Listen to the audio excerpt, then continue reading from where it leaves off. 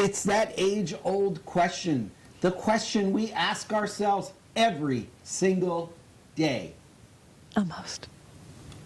Should I rent or should I buy now? And we have the answer coming right up.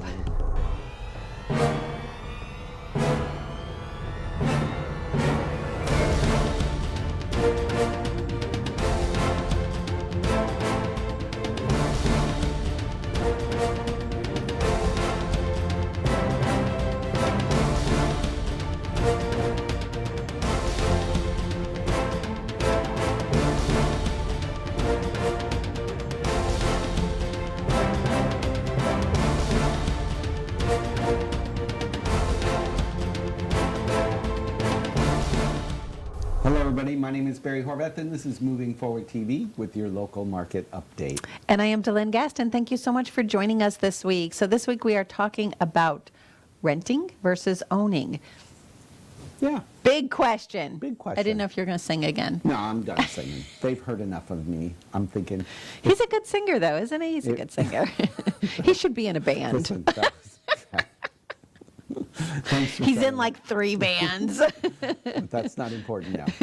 That's not what gets me on the show. Well, a lot of them actually I already know because that's got some of your fan club out there. Yeah. They come see you. Yeah. Anyway. Okay, so back to our real story.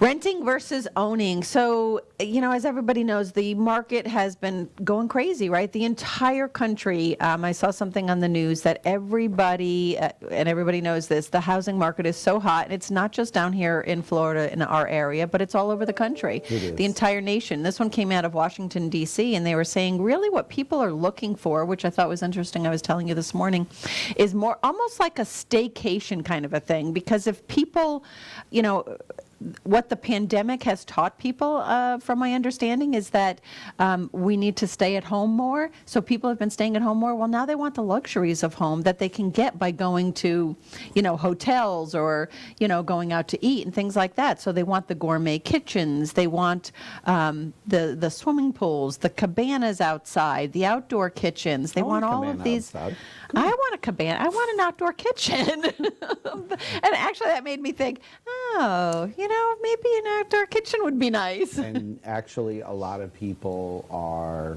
figuring out that maybe their house is now too small and want to upgrade, or so they're doing room additions, remodels, and the pandemic has opened their eyes that, it's okay to stay home. And people can enjoy their lives more at home. We're more isolated now, so, and even though the housing market is on fire and prices continue to go up, interest rates, while they're not as low as they were yesterday, are super, super low. So, even though the price may be higher, your overall payment may be the same or even lower in some cases with the houses. So we want to go through and point out to you, when should you buy? When should you consider renting? And everybody's financial situation is different. So we want to just give you some tips and ideas on what we have found and, why you should buy. Because, this market's not normal, so... not at all. Not at all. And everybody knows that. It's a seller's market out there, and appreciations are at rapid rates, and that's not normal. So, and appreciations at rapid rates, not only, on the home prices, but on rent prices as well. And of course, you don't want to put that outdoor kitchen, or gourmet kitchen on the inside or outdoor kitchen outside into a house that you're renting, right? But you do want those luxuries in your life. So perhaps the thought process is to actually buy something that you want. Easier said than done, right? Well, first you need to do a financial health test, Tip number 1. Yeah, tip number 1. Do a financial health test. First of all, see if you even pre-qualify, and talk to your lender, figure out the numbers. You want to make sure you're not going to put yourself into a financial burden, to make sure you can afford the house that you want to buy. And you don't want to put yourself in a position where, you can't, every month you're just treading water. And, And let us give you a tip right here. Just because right now you're paying, $1,800 a month in rent doesn't mean on paper a mortgage lender, from a mortgage lending perspective, doesn't mean that that's what you can afford, because sometimes people have different ways of reflecting their income.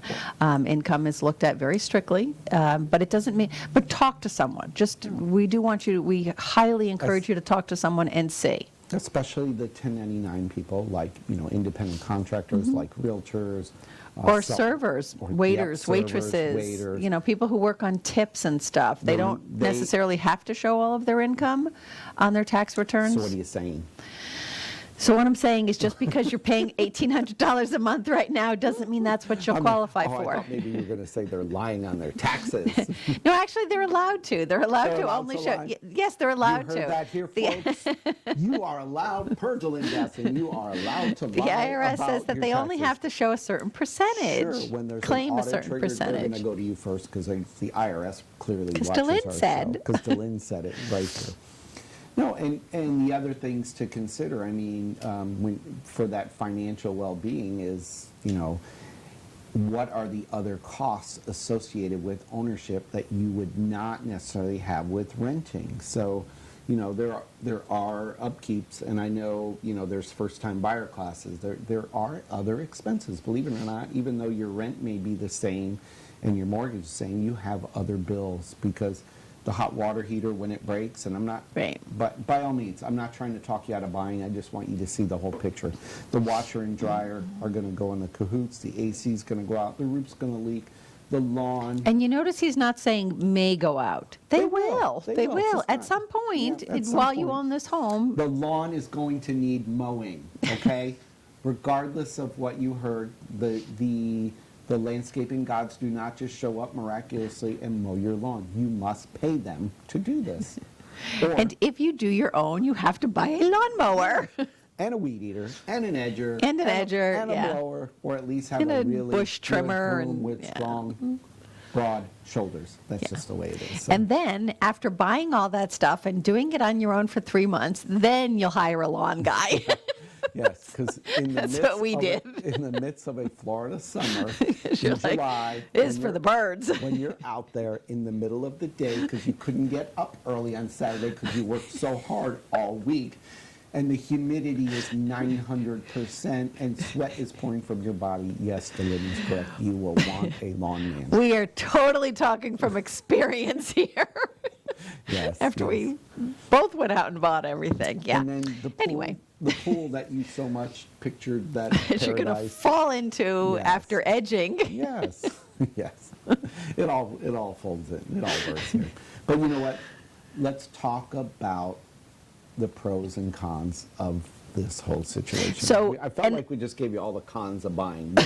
No. Okay, so let's back up a little There's a bit. lot So of let's good start. things. So let's start at the beginning of the pros and cons of renting. So they say, okay, well, when you buy a house, you need a down payment and you need closing costs and things like that. Well, guess what? When you rent a house, most of the time you need first month's rent, last month's rent, and a security deposit. Most of the time, those three things might be enough for a down payment or really close to it. So it's not necessarily, all just on the buying side of it. So you need your down payment and you need closing costs. A lot of times the sellers can help with the closing costs and everything. But what we absolutely positively encourage you to do on your being fiscally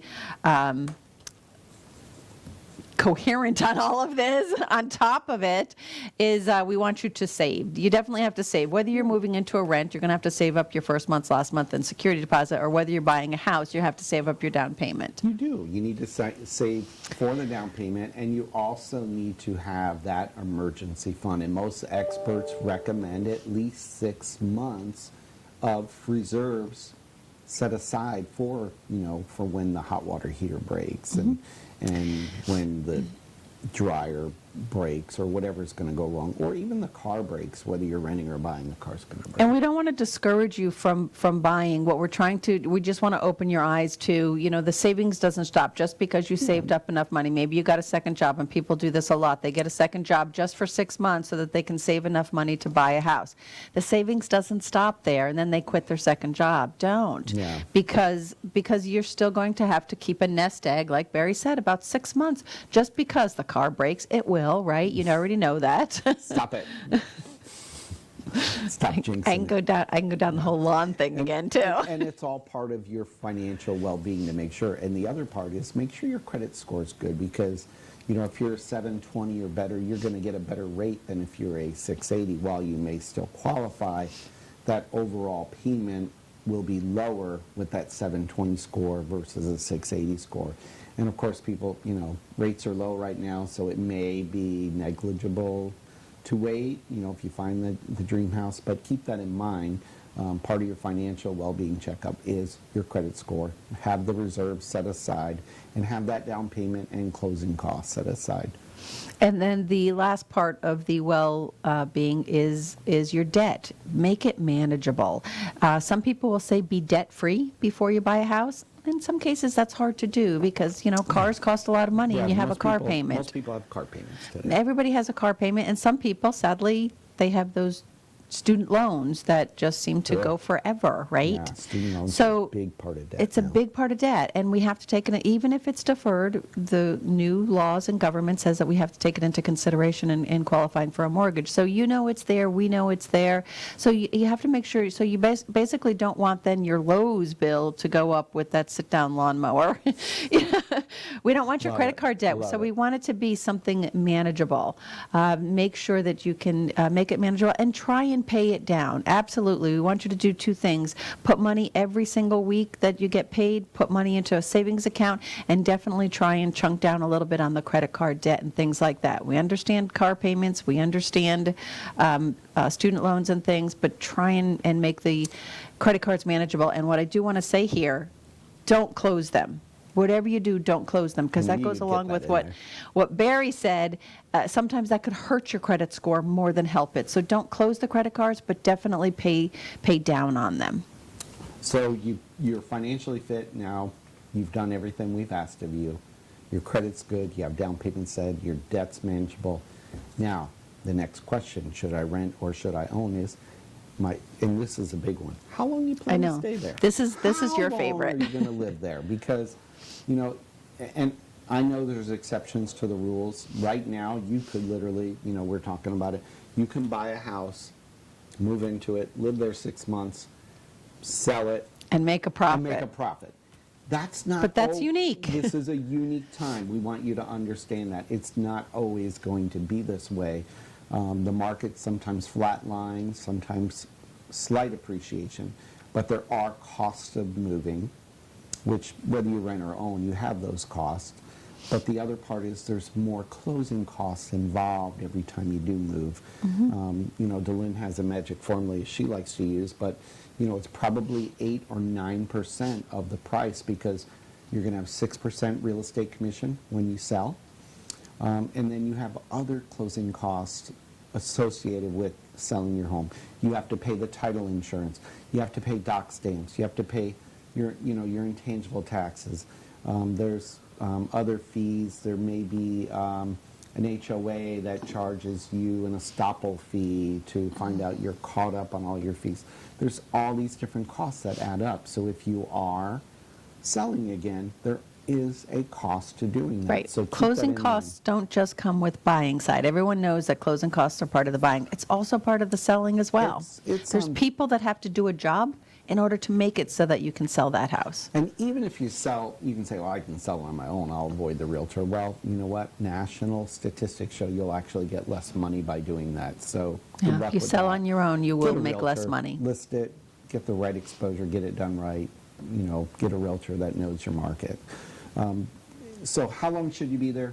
A good rule of thumb is at least probably 2 to 3 years is a good guideline. 3 years is probably a very safe measure. Right. So if you're one of those people that maybe in your job you have to get, moved around quite a bit, then you probably are way better off renting, because I don't know that you'll ever reap the rewards. Again, this is a unique market, but in a normal market, I don't know that you would reap the rewards, being there's costs associated with it. But if you're planning on, putting down some roots, and this is the school district that you want to raise your children in and things like that, then absolutely, by all means, you need to consider owning the home so that you can benefit from the appreciation and such, which we're going to show you when we get to the end here. And sometimes there's a panic too right now because there is such low inventory when you are moving.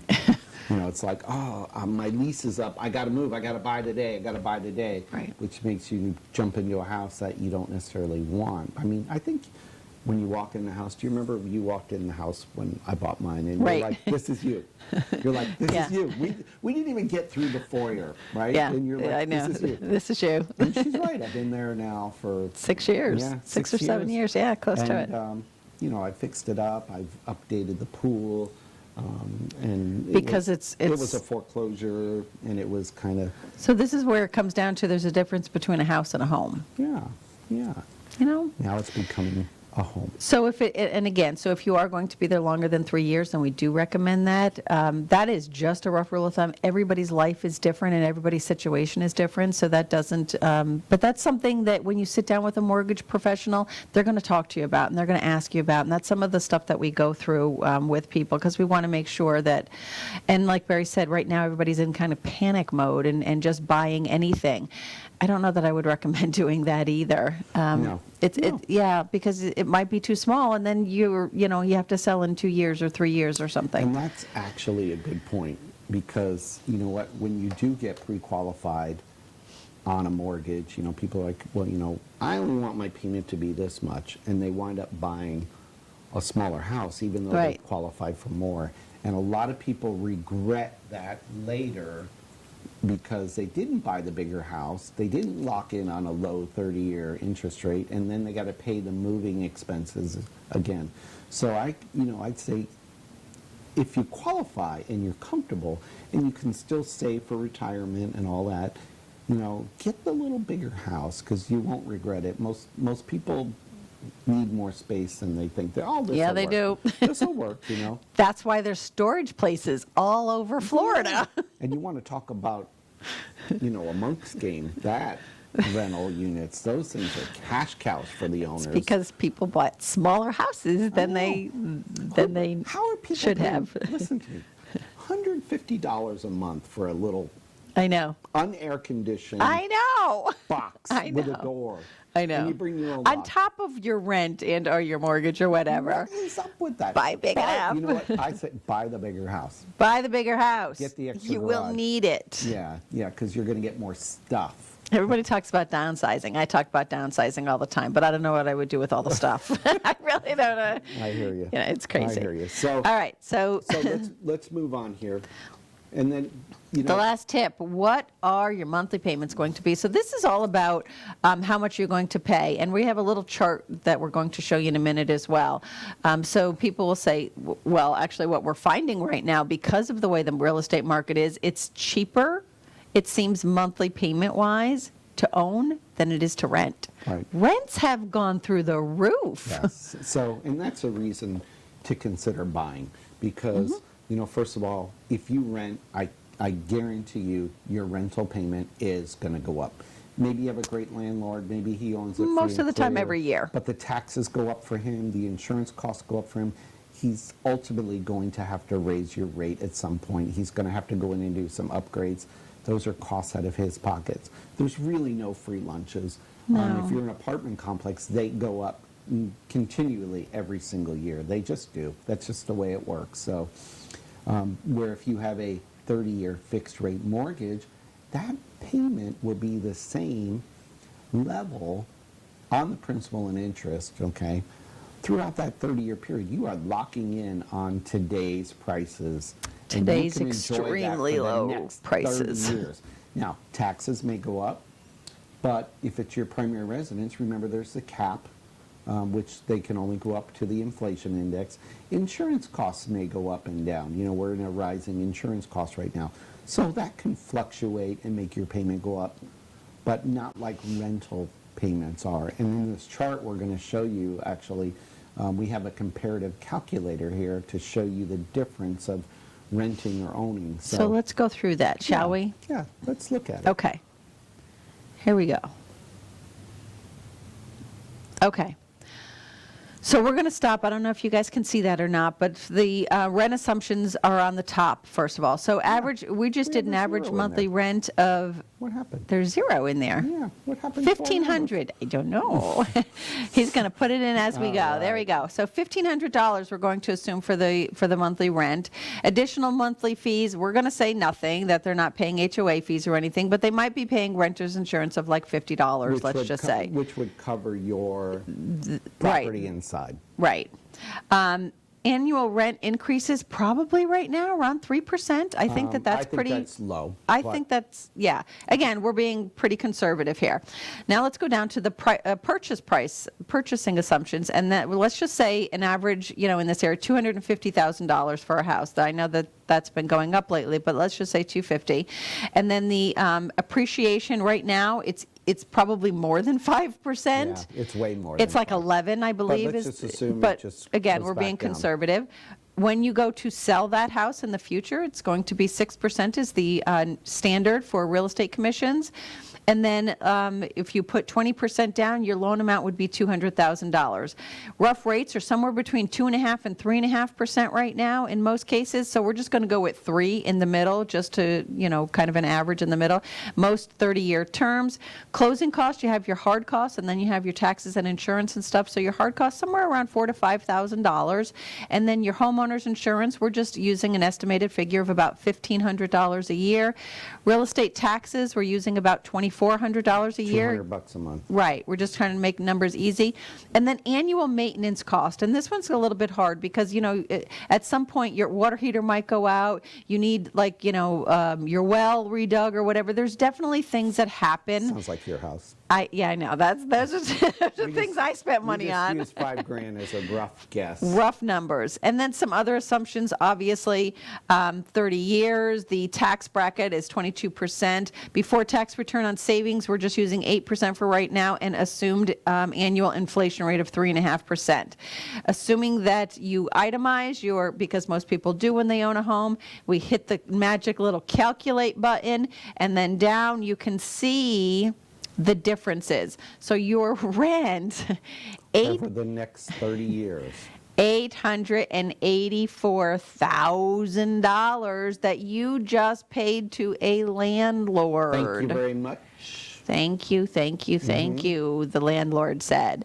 And then your mortgage payments, of course, total $300,000, you can see.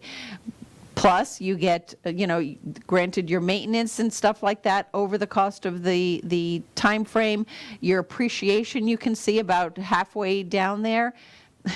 That's a pretty big appreciation. You've paid off at the end of the 30-year your $200,000 mortgage, plus your realtor fees and things like that for selling and such.